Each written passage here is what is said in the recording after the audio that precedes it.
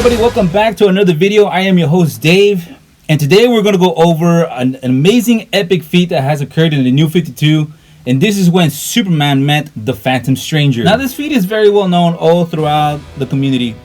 This is a feat where it is considered a very high-end type of a feat, but we don't exactly know precisely how powerful this feat is. Where do we place this feat? How powerful is this feat? Where does it scale to? So today we're going to go over all of these questions and get more clarity on how powerful this feat is. But before I go over these feats, I have to explain a little bit more on the Phantom Stranger. So Phantom Stranger, along with the Spectre, both have cosmic roles to balance each other out, and they are both designated by the Presence himself. Regardless of the cosmic roles they both have, James Corrigan, aka the Spectre, and Judas Iscariot, the name of the Phantom Stranger, the guy that actually betrayed Jesus Christ according to Christian theology. But given this relationship between the Spectre and himself, the relationship between the two is very tense and at the same time very fragile. So on issue 5 of the New 52 Phantom Stranger, both the Spectre and Phantom Stranger fought, and there was no clear indication who actually won the fight, because the fight was actually stopped by the Presence himself. So already on issue 5 in the New 52 series for Phantom Stranger, he is already at the level of the Spectre. Now, we know exactly how powerful the Spectre is. Everybody knows how powerful he is. But obviously, this character does not need no introduction. So in other words, Phantom Stranger isn't a joke. He's got plenty of feats that also top this. For example, he was durable enough to navigate himself in an omni-dimensional room, and this room is pretty wicked. You got Trigon Sons casually playing a card game, and this place is described as universes colliding around and through them. And so indeed, Stranger is able to go in this room with a little bit of difficulty. His enemies or opponents are not your casual villains.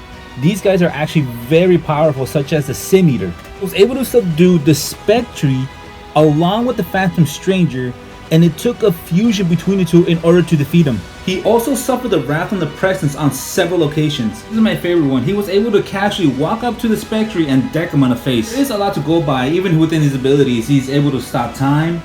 He's able to scan the endless multiverse. He's able to reality warp. He's got a lot of magical abilities. This goes on and on.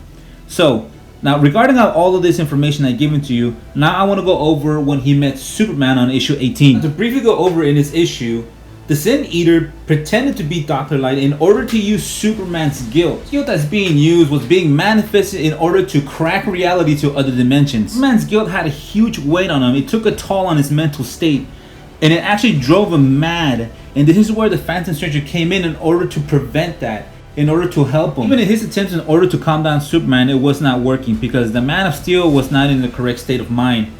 The Sin Eater was actually getting a hold of that and was using that in order to pry open a doorway between their realities. So this is where the feat comes in. This is where Superman is able to break both his physical and metaphysical aspect of Phantom Stranger form. Phantom Stranger was able to describe this as Superman being the embodiment of faith, belief, and hope.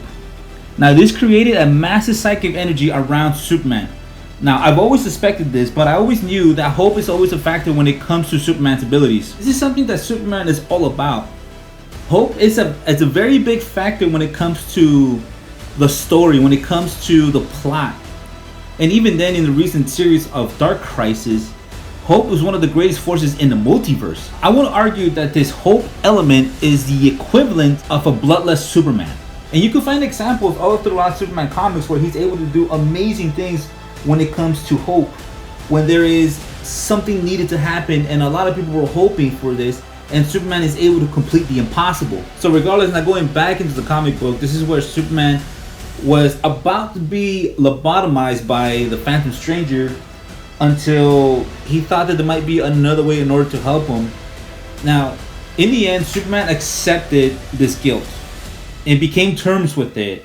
And in doing so, he was able to overcome all of what Sin Eater was going to do to him. Just a little bit of recap.